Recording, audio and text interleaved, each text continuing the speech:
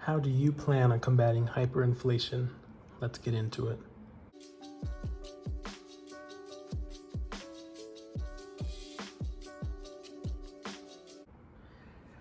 All right, how's it going, everybody? Deseret Stacker here.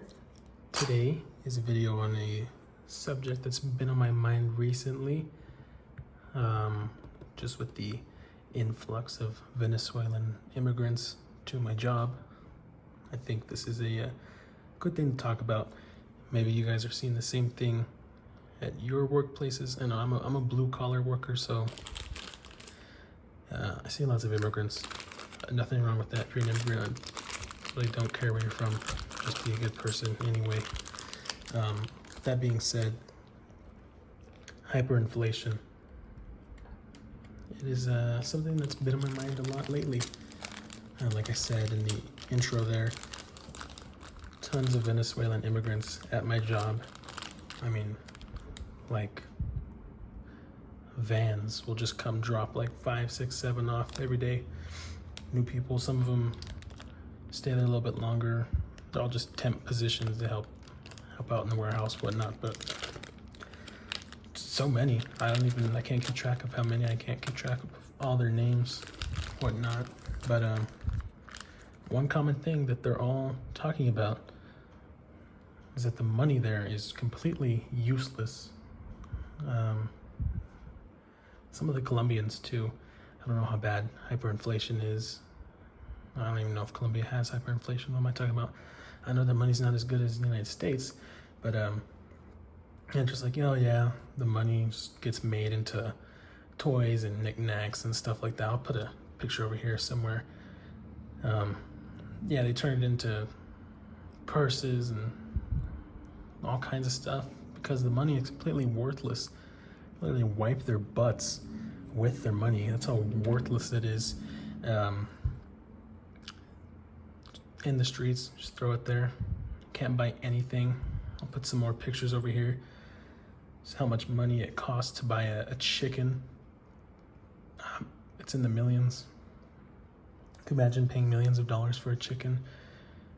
Sounds preposterous, but it sounded preposterous to the people in Venezuela in 2016, and all of a sudden, boom, hyperinflation, and they got extra screwed over, I mean. And you know, lots of people, they don't want to recognize that, like, oh, that can never happen in the United States. Or they don't even recognize that it's happening around the world. And they think, oh, you know, that can never happen in this day and time. And, you know, this stuff happens all the time. I can't even say how many times it's happened. You know, and I know hearing grandparents talking about it. Like, my grandpa was born in the 20s.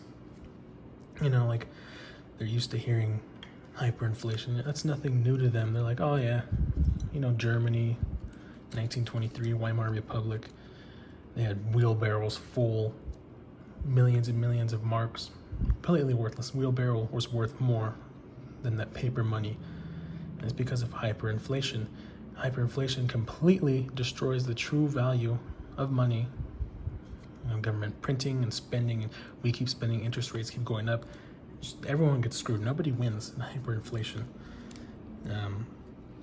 So yeah, that's kind of something I just want to talk about. And this is a way that you can save yourself from heartache dealing with that stuff. It's some precious metals. Lots of people, you know, they have their opinions. Oh, you're going to buy some bread with that stupid gold, or you're going to buy some whatever. Nobody's gonna give you nothing for that stupid metal, blah blah this and blah blah that. And yeah, they don't know what they're talking about, because these Venezuelans, or even people in Peru or Mexico at times, they use these old coins. You don't know why? Because the coins were minted precious metal. What does precious metal do? It retains its value. All right, it holds its worth. So the coin itself, right, may not necessarily be able to be used, say, in a transaction at Walmart in Mexico or what, in Venezuela. I don't know what they have there. Asda, I don't know what they have there. But because the money is so trash, they will resort to using an And I've heard people in Peru using stuff like this, stuff that's not actually legal tender anymore, you could say. What's this, from 1934? But yet, because it has silver content, this one's only 50%, it holds its value. They're able to utilize that as the currency instead of their garbage paper money that the government has screwed the people over to use. You know, you try to go to a government thing, pay a fee with this, they probably won't take it because it's not legal tender. Or let's say this thing was made out of aluminum or steel back in the day. It's not worth jack, but because it's made from silver, or things are, you know, made with gold, like these old French and Mexican coins here, they hold value. People will utilize it. And you know, for countless stories, people trading with old silver and gold coins in their countries that are experiencing inflation and hyperinflation because it holds its value. And you know, it's not only just for hyperinflation and whatnot. Like some people will give you trash for it's not going to do nothing with a total collapse, though. It's not the point. The point is to preserve your wealth. Yeah, if there's a total collapse, I'm probably not going to take a handful of silver over a handful of, you know, ammunition or a loaf of bread. It's not meant for that. It's meant for after.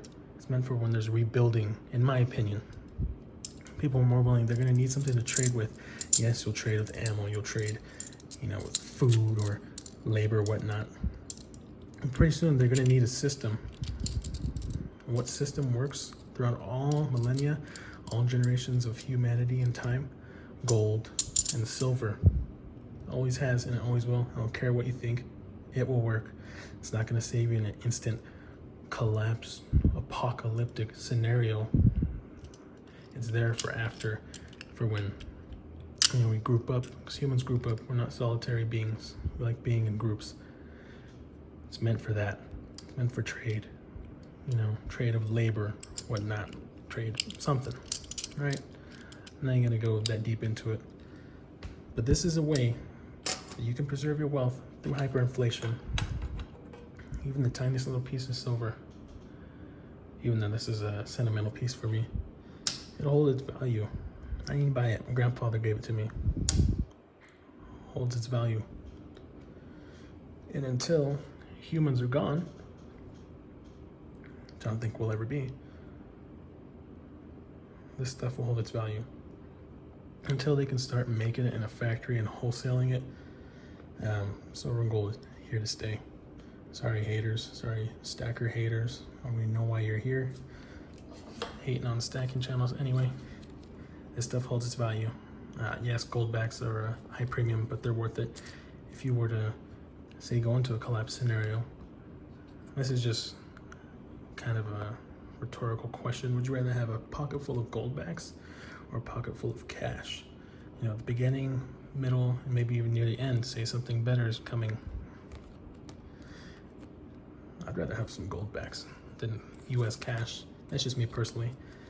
You guys can let me down in the comments below. But yeah, preserve your wealth, guys. Get you some silver, get you some gold. I'm not a financial advisor. This stuff will help you out. I mentioned in a previous video, you know, I had to make a big purchase. I purchased a home, purchased a new vehicle, new to me. But yeah, all that money, thousands and thousands of dollars, gone. But because I invest in my wealth, invest in my future, I have all this precious metal that can help sustain me if something did go wrong and I did need to dip into this savings. This is my true savings, guys. Yeah, there's so many different forms of precious metal. You can get cool stuff like this, you know, historical things like this, cheap gold, little knickknacks, religious knickknacks, anything really. Sentimental pieces. Shoot, if you don't like any of this cool stuff, just some of this cool stuff. It'll hold its value. And if you end up not liking it, just sell it. Get your money back. You don't know why? Because it's going to hold its value. Like I said earlier, if this, what is it? Cinco decimos was made from un sol. I'm stupid. If this sole was made from steel, it'd be worth jack. Just like if there was a sole made from paper, it'd be worth nothing now.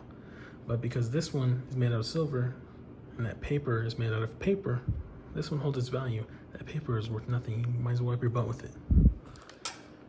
How much longer until these, which currently have value in the world in their respective countries? Awesome, right? How much longer until those, and US dollars don't have any on me right now, but end up like these in the stack of things that are cool to look at but are worth absolutely nothing?